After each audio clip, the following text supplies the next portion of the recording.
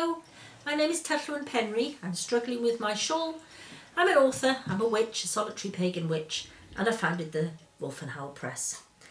And today I thought I would talk to you about witches' ladders. Not so long ago I did a little talk about witch bottles, and it occurred to me that witch ladders are another thing people often ask about. A thing to remember about witch ladders is that people were mad keen, if you like, on collecting folklore, especially in the end of the 19th century, that's sort of 1860 on, and the beginning of the 20th century. The trouble is we don't know how good their sources were, and we don't know how good they were at recording it. However, that said, I'm very glad they did record something, or we'd all be in a bit of a pickle. But witches' ladders, what do we know about them? We have to be very careful actually with what we think we know, because things are often presented as being ancient or traditional when in fact you can't get back much more than 100 years. And that might surprise, oh, that noise then. That was Homer turning over, bless him. He was a bit uncomfortable lying there. Anyway, we have to be careful when people present things as to ancient or traditional. Are they really? How far back do they go? Because some of these antiquaries, the people who collected folklore and folklorists, they were a little bit enthusiastic as well. So let's do witches' ladders. There are a lot of traditions going back centuries that it was possible to milk your neighbour's cows magically using a rope. They would tie knots in the rope quite often. They do all sorts of things. They'd hang it down off the roof. They'd pull on it like a church bell. They'd often pull on it to imitate the milking of a cow, which I've never done, so I can't try and show you what it was like, but it's this sort of thing which they do on the rope. And the theory was that the milk would somehow magically leave the cow, go down the rope and into the bucket. Some of these ropes were, they were ordinary ropes. Some of them had to be made from the hair of the tail of the cow that they were milking. Now, if anyone has ever tried to make a rope or a thread or a cord for themselves, you will know that this is a very, very difficult task. It really is. To have enough hairs, if you like, and to manage to get them to twist together, to spin them together so they twist, and then you've got long pieces and then twist them into a rope. And I came actually from a long line of rope makers, amongst other things, so the whole business of tying and making ropes was something I grew up with to a certain extent. And no, it's a very difficult one. Whether they were really... What they might have done was make a rope and incorporate a few hairs from the tail of the cow, but I think that was about it. If you're talking about a rope and not a cord or a thread, you might have made a little thread like that. But otherwise, I think by the time you'd finished getting enough hairs off the cow's tail, it would have been dead. It would have been ancient. So, there we have it. Please excuse me, I've got a bit of a dry throat. So that's the one thing, using ropes to milk cows. But there is another type of witch ladder, and this is often given as an example, which is in the Pitt Rivers Museum. And it's quite a long length of rope, which has feathers slotted into the rope. And what makes this particularly interesting is that rope was never used in any other way, because it was made, and while it was being made, the feathers were being slotted in. So it was a specific, whatever it was used for, it was used specifically for some purpose we're not sure about. And people jumped to the conclusion in the late 1880s, no earlier than that, 1887, a doctor named Abraham Collins wrote a paper, which he submitted, I think, to the Folklore magazine. He submitted it somewhere anyway. And he wrote about this old house where a woman who was supposed to have been a witch had lived. She died, a very old woman. And when they were doing some work on her cottage, they discovered a boarded up attic. And in this attic there were brooms, there was an armchair riddled with woodworm, and there was this rather curious looking rope with the feathers stuck in it.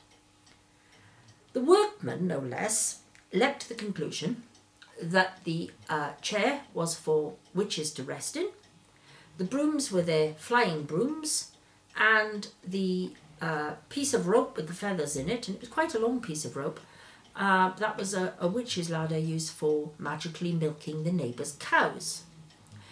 Now it is true that this little area, this little attic space, was rather curious because it was boarded up. Nobody could get up and down there. So these things were sealed in.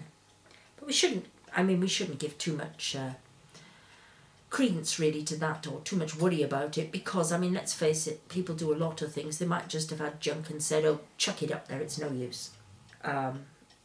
One thing I think is rather wonderful about the account, though, is that these brooms they found, the handles had gone rotten. So they brought the brooms down, gave them new handles and wore them until the brooms wore out, which I think is, used them rather, till the brooms wore out, which I think is rather wonderful. You know, very, very thrifty. But back to the witch's ladder. Was it a witch's ladder? Well, according to the Pitt Rivers Museum, oh yes it is. And they quote some charm for a witch's ladder, which actually comes from a fairly recent book, which I think was published in the 1970s. So that's almost 90 years after Dr. Colles wrote his little paper. The rope that is in the Pitt Rivers Museum is almost certainly the one that Colles wrote about, and he donated it to the museum, I think, in about 1911. Now there is another interesting story. What I find the weakness of this witch's ladder with the rope and the feathers is, firstly, if you are pulling on the rope, if you've got feathers in between and they're quite close together, it's going to be very difficult to get your hands in. You know, you think about people, I haven't got terribly wide hands, some people have them much wider than me. How do you get them in the gaps between the feathers and grab the rope? Very uncomfortable. The feathers would be broken. So that's one thing. The other thing is that there was another man who wrote the same year, 1887, he also wrote a little letter, not an article, a letter to the Folklore Museum, and he was telling about a Somerset witch's ladder, which he said was made from a couple of straws. And you basically had you had two long pieces of straw this way and a couple of short pieces that way, which you tied all together to make the ladder shape, which of course the other one, the long cord with the feathers, is not really much of a ladder. But this second one, this Somerset witch's ladder, was ladder shaped, and then you slotted little feathers across it.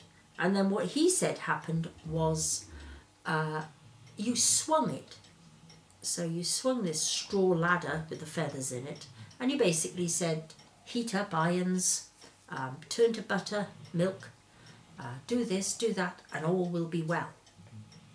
Now I find that one a bit more convincing, partly because it's a ladder shape, and partly because it's so simple. It's only a simple letter he wrote. That was it. He just said that's a traditional Somerset witch's ladder, which I think it may well have been. I think he possibly was onto something. But when we talk about things being ancient and traditional, what we have to remember is that they were saying in 1890, now bear in mind, I know I'm giving you a lot of dates, but there's a reason for this. 1887 was Dr. Colles and his witch's ladder. 1887 was this gentleman named Ashby and his Somerset witch's ladder made of straw. But 3 years later, in 1890, folklorists were discussing a hitherto unnoticed mode of sorcery, the witch's ladder. Now, where I get my concerns, if you like, is that if it had been unnoticed, and they had been collecting snippets of folklore for decades by then, if it was unnoticed in 1890, and the two articles about it came out in 1887, then either people were keeping incredibly quiet about it, or it isn't perhaps what it seems. What we make of it is entirely our business. You may go away and say, that woman's talking nonsense, I don't believe it, I want to believe in an ancient witch's ladder. That's fine, go away and think of it that way. And likewise, if you think, well, yes, there may be something in it, maybe witches' ladders aren't so good, but mine works for me anyway, good, go away and keep going at it. Doesn't matter. The thing is to know your options, to understand that sometimes what we're being told is not what it seems. Witches' ladders, I suspect the Somerset one, like a ladder, I suspect that is a bit more